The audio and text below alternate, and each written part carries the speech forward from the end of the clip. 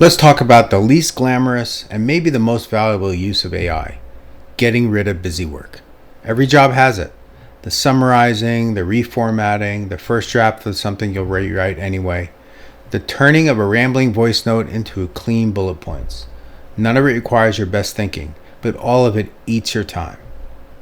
This is exactly the kind of work AI is built for. Got a long thread or document that you don't have time to read? Ask for the key points.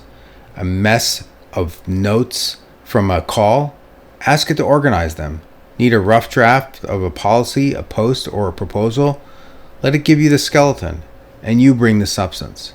The mindset that works best is first draft, not final draft. You're not asking it to finish the job.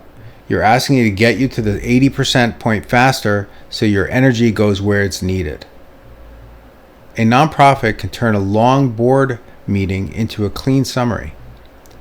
A shop owner can turn product details into a description. A team lead can turn scattered updates into one tidy recap. The time savings are real, but here's the bigger win. When the dull work is faster, you have more attention left for the work that actually moves things.